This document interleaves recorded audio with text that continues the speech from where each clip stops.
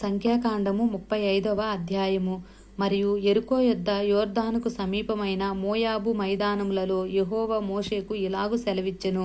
ఇశ్రాయేలు తాము పొందు స్వాస్థ్యములో లేవీయులు నివసించుటకు వారికి పురములను ఇయ్యవలెనని వారికి ఆజ్ఞాపించుము. ఆ పురముల చుట్టూనున్న పల్లెలను లేవీయులకు ఇయ్యవలెను. వారు నివసించుటకు ఆ పురములు వారి వగును. వాటి పొలములు వారి పశువులకును వారి మందలకును వారి సమస్త జంతువులకును ఉండవలెను.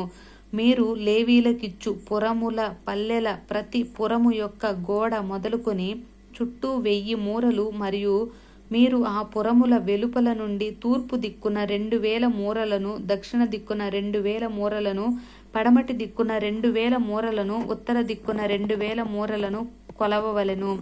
ఆ నడుమ పురములుండవలెను.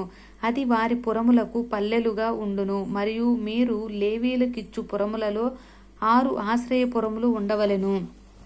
నరహంతకుడు వాటిలోనికి పారిపోవునట్లుగా వాటిని నియమింపవలెను. అవియుగాక 42 పురములు ఇయ్యవలెను. వాటి వాటి పల్లెలతో కూడా మీరు లేవీయులకు ఇయ్యవలసిన పురములన్నీయు 48. మీరు ఇచ్చు పురములు ఇశ్రాయేళ్ల స్వాస్థ్యములో నుండియే ఇయ్యవలెను. మీరు ఎక్కువైన దానిలో ఎక్కువగాను తక్కువైన దానిలో తక్కువగాను ఇయ్యవలెను. ప్రతి గోత్రము తాను పొందు స్వాస్థ్యము చొప్పున తన తన పురములలో కొన్నిటిని లేవీయులకు ఇయ్యవలెను. మరియు యెహోవా మోషేకు ఇలాగు సెలవిచ్చెను. నీవు ఇశ్రాయేలుతో ఇట్లనుము, మీరు యోర్దాను దాటి కనాను దేశంలోనికి వెళ్ళిన తర్వాత ఆశ్రయపురములుగా ఉండుటకు మీరు పురములను ఏర్పరచుకొనవలెను. పొరపాటున ఒకని చంపిన వాడు వాటిలోనికి పారిపోవచ్చును. తీర్పు పొందుటకై నరహంతకుడు సమాజమును ఎదుట నిలుచు వరకు వాడు మరణశిక్ష నొందకూడదు గనుక ప్రతి హత్య చేయువాడు రాకుండా అవి మీకు ఆశ్రయపురములుగా ఉండును. మీరు ఇయ్యవలసిన ఆ పురములలో 6 ఆశ్రయపురములు ఉండవలెను. వాటిలో యోర్దాను యువతల 3 పురములను ఇయ్యవలెను. కనాను దేశంలో 3 పురములను ఇయ్యవలెను. అవి మీకు ఆశ్రయపురములుగా ఉండును. పొరబాటున ఒకని చంపిన ఎవడైనను వాటిలోనికి పారిపోవునట్లు ఆ 6 పురములు ఇశ్రాయేలుకును పరదేశులకును మీ మధ్య నివసించు వారికిని ఆశ్రయమై ఉండును. ఒకడు చచ్చునట్లు వానిని ఇనుప ఆయుధముతో కొట్టువాడు నరహంతకుడు. ఆ నరహంతకునికి నిశ్చయముగా మరణశిక్ష విధింపవలెను. ఒకడు చచ్చునట్లు మరి ఒకడు రాతితో వాని కొట్టగా దెబ్బతినిన వాడు చనిపోయిన ఎడల కొట్టినవాడు నరహంతకుడగును. ఆ నరహంతకుడు నిశ్చయముగా మరణశిక్ష నందును. మరియు ఒకడు చచ్చునట్లు మరి ఒకడు చేతికర్రతో కొట్టగా దెబ్బతినిన వాడు చనిపోయిన ఎడల కొట్టినవాడు నరహంతకుడగును. ఆ నరహంతకుడు నిశ్చయముగా మరణశిక్ష నందును. హత్య విషయంలో ప్రతి హత్య చేయువాడు తానే నరహంతకుడిని చంపవలెను. వాని కనుగొనినప్పుడు వాని చంపవలెను. ఒకడు చచ్చునట్లు వాని పగబట్టి పొడిచినను లేక పొంచి ఉండి వాని మీద దేనినైనను వేసినను లేక ఒకడు చచ్చునట్లు వైరము వలన చేతితో వాని కొట్టినవాడు నరహంతకుడు. నిశ్చయముగా వాని చంపవలెను. నరహత్య విషయంలో ప్రతి హత్య చేయువాడు ఆ నరహంతకుని కనుగొన్నప్పుడు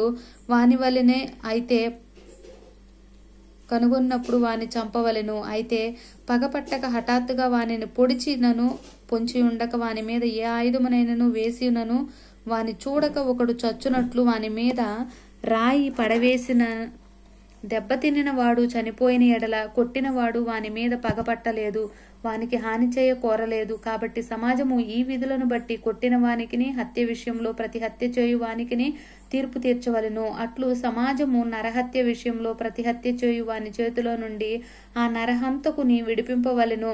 అప్పుడు సమాజము వాడు పారిపోయిన ఆశ్రయపురమునకు వాని మరలా పంపవలెను.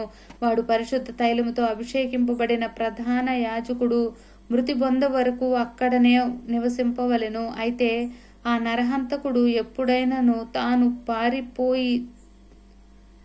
పారిపోయి చొప్పున ఆశ్రయపురము యొక్క సరిహద్దును దాటి వెళ్ళునప్పుడు నరహత్య విషయంలో ప్రతి హత్య చేయువాడు ఆశ్రయపురం యొక్క సరిహద్దు వెలుపల వాని కనుగొన్న ఎడల ఆ ప్రతిహంతకుడు ఆ నరహంతకుని చంపినను వాని మీద ప్రాణము తీసిన దోషము ఉండదు.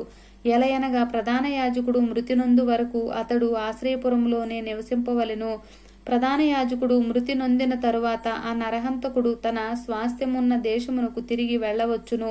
ఇవి మీ సమస్త నివాస స్థలములలో మీ తరతరములకు మీకు విధింపబడిన కట్టడా. ఎవడైనను ఒకని చావగొట్టిన ఎడల సాక్షుల నోటి మాట వలన ఆ నరహంతకునికి మరణశిక్ష విధింపవలెను. ఒక సాక్షి మాట మీదనే ఎవనికిని మరణశిక్ష విధింపకూడదు. చావతగిన హంతకుని ప్రాణమును కొరకు మీరు విమోచన ధనమును అంగీకరింపక నిశ్చయముగా వానికి మరణశిక్ష విధింపవలెను. మరియు ఆశ్రయపురమునకు పారిపోయిన వాడు యాజకుడు మృతి పొందక మునుపు స్వదేశము నుండి నివసించున్నట్లు వాని చేత విమోచన ధనమును అంగీకరింపకూడదు. మీరుండు దేశమును అపవిత్రపరచకూడదు. నరహత్య దేశమును అపవిత్రపరచును గదా. దేశములో చిందించిన రక్తము నిమిత్తము చిందించిన వాని రక్తము వలననే ప్రాయశ్చిత్తము కలుగును, కానీ మరి దేని వలనను కలుగదు. మీరు నివసించు దేశమును అపవిత్రపరచకూడదు. అందులో నేను మీ మధ్యను నివసించుచున్నాను. నిజముగా యెహోవాను నేను ఇశ్రాయేలు మధ్య నివసించుచున్నాను. ఆమేన్.